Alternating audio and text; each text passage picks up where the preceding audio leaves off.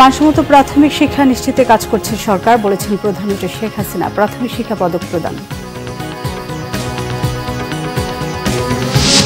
রাজধানী মোহাম্মদপুরে সাদিক এগ্রোর অবৈধ স্থাপনায় উচ্ছেদ চালাচ্ছে উত্তর সিটি কর্পোরেশন।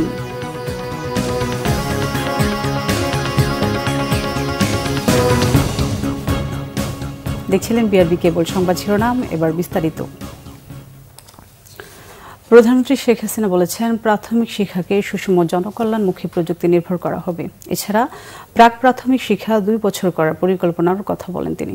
শুধু পাঠ্যপুস্তক নির্ভর নয়, শিশুদের মেধা মনন বিকাশে নতুন শিক্ষাক্রমের পরিকল্পনার কথা বলেছেন প্রধানমন্ত্রী। রাজধানী ওসমানী স্মৃতি মিলনায়তনে জাতীয় প্রাথমিক শিক্ষা সপ্তাহের উদ্বোধনী অনুষ্ঠানে প্রধানমন্ত্রী এসব কথা বলেন। শেখ হাসিনা বলেন, আওয়ামী লীগ সরকার শিক্ষাকে সর্বোচ্চ গুরুত্ব দিয়ে দেশের শিক্ষা ব্যবস্থার ব্যাপক উন্নয়ন করেছে এবং মানসম্মত প্রাথমিক শিক্ষা নিশ্চিত করতে নিরলসভাবে কাজ করে যাচ্ছে। এখন পর্যন্ত শিশুদের কল্যাণে 65 কোটির বেশি বিনামূল্যে বই বিতরণ করা হয়েছে। শিক্ষার হার বেড়েছে, প্রাথমিকে ঝরে পড়ার হারও কমেছে। নারী শিক্ষকের সংখ্যা 3 গুণ বাড়াতে পেরেছে সরকার। শিক্ষা খাতে গত 15 বছরে সরকারের নানা সফলতা তুলে ধরেন প্রধানমন্ত্রী। অনুষ্ঠানে শ্রেষ্ঠ স্কুল শিক্ষক, প্রধান শিক্ষক, ব্যবস্থাপনা কমিটি সহ বিভিন্ন ক্যাটাগরিতে ক্ষুদে শিক্ষার্থীদের প্রাথমিক শিক্ষা পদক বিজয়ীদের হাতে তুলে দেন প্রধানমন্ত্রী শেখ হাসিনা।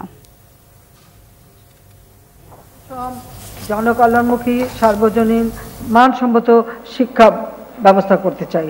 আর শুধু ওই কেতাবি বই পড়ে না, এই ছোট ছোট শিশুদের ভিতরে যে মেধা মনন, সেগুলিও তো আমাদের বের করে আনতে হবে, তাদের সুযোগ দিতে হবে। তাদের ভিতরে যে একটা কিছু করার ক্ষমতা আছে, সেটা যাতে বিকশিত হতে পারে, সেই সুযোগটা সৃষ্টি করা দরকার।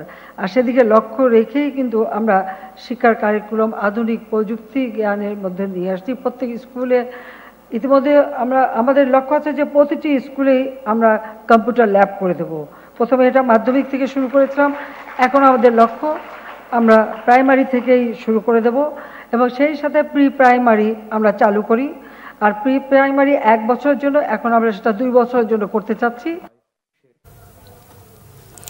রাজধানী মোহাম্মদপুরে সাদিক এগ্রোর অবৈধ স্থাপনা উচ্ছেদ চালাচ্ছে উত্তর সিটি কর্পোরেশন। উচ্ছেদের আগে দখলদাররা খুলে নিচ্ছে টিনের ঘর। রামচন্দ্রপুরে খালের পাশে আলোচিত ছাগলকাণ্ডের সাদিক এগ্রোর অফিস খামার রয়েছে। সকাল থেকে খালের উপরে থাকা বিভিন্ন টিনের ঘর ও রিক্সা গ্যারেজের টিন খুলে নেয় দখলদাররা। রিক্সাগুলো বের করে দূরে নিয়ে রাখা হয়, আর খালের উপর অবৈধ বসবাসকারীরা তাদের আসবাবপত্র বের করে নেয়। এরপর টিন বাস সহ বিভিন্ন জিনিস খুলে নিতে শুরু করে। অবৈধ বসবাসকারীরা জানান, ঘর ভাড়া ও বিদ্যুৎ বিল বাবদ টাকা নিতে স্থানীয় আওয়ামী লীগ নেতারা। মেগা প্রকল্পের আসল পরিশোধের জেরে গত 11 মাসে বৈদেশিক ঋণ পরিশোধের রেকর্ড $3 বিলিয়ন বেশি পরিশোধ করতে হয়েছে সরকারকে। অর্থনৈতিক সম্পর্ক বিভাগ ইআরডি হালনাগাদ প্রতিবেদন এই তথ্য উঠে এসেছে। প্রতিবেদনে বলেছে, 2023 সালের জুলাই থেকে 2024 সালের মে সময়ের মধ্যে বাংলাদেশ তার বিভিন্ন উন্নয়ন সহযোগীদের কাছে মোট পরিশোধ করেছে $3.068 বিলিয়ন। গত অর্থ বছরে একই সময় সুদ ও আসল মিলিয়ে বাংলাদেশ পরিশোধ করেছিল $2.467 বিলিয়ন। ইআরডি জানায়, গত অর্থ বছর থেকে বৈদেশিক ঋণের আসল পরিশোধের চাপ বেড়েছে। আগামী অর্থ বছরগুলো পরিশোধের পরিমাণ ক্রমান্বয়ে বাড়বে। অন্যদিকে বাংলাদেশকে বাজার ভিত্তিক ঋণের জন্য উচ্চ সুদ পরিশোধ করতে হচ্ছে। আন্তর্জাতিক প্রসঙ্গ। ধর্মীয় স্বাধীনতার বার্ষিক প্রতিবেদনে ভারতের সমালোচনা করেছে যুক্তরাষ্ট্র। উদ্বেগ জানানো হয়েছে বিশ্বের বিভিন্ন প্রান্তে মুসলিম ও ইহুদিদের বিরুদ্ধে ধর্মীয় বিদ্বেষ বাড়ার ঘটনায়। যুক্তরাষ্ট্রের পররাষ্ট্র দপ্তর থেকে ধর্মীয় স্বাধীনতা বার্ষিক প্রতিবেদনে প্রকাশ করেছে মার্কিন পররাষ্ট্রমন্ত্রী ব্লিনকেন। গাজা যুদ্ধের প্রসঙ্গ টেনে স্বীকার করেন, যুক্তরাষ্ট্রের ভেতরেই ইহুদি বিদ্বেষ ও ইসলাম ভীতি বেড়েছে।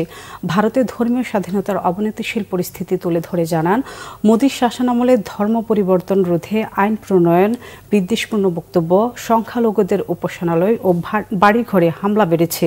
ধর্ম পরিবর্তনের অভিযোগে হামলা হচ্ছে খ্রিস্টান সম্প্রদায়ের বাড়িঘরে। এসব ঘটনায় পুলিশে জড়িত থাকার গুরুতর অভিযোগও তুলেছেন তিনি।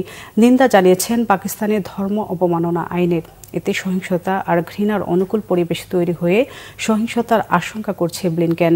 এই প্রতিবেদনে উদ্বেগের তালিকায় আছে ভারত, পাকিস্তান, মিয়ানমার, আফগানিস্তান, সৌদি আরব, ইরান, চীন সহ 17টি দেশ।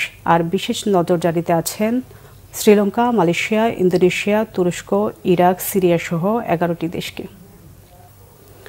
এই ছিল এখনকার মতো। পরে সংবাদ দুপুর 2টায়, তার আগে একটা রয়েছে নিউজ টপ 10 দেখার আমন্ত্রণ রইল। এছাড়া বাংলা ভিশন সংবাদ ও সংবাদ সংশ্লিষ্ট অনুষ্ঠান দেখতে ভিজিট করুন www.bvnews24.com ও facebook.com/banglavisionnews এবং সাবস্ক্রাইব করুন youtube.com/banglavisionnews। এতক্ষণ সাথে থাকার জন্য ধন্যবাদ।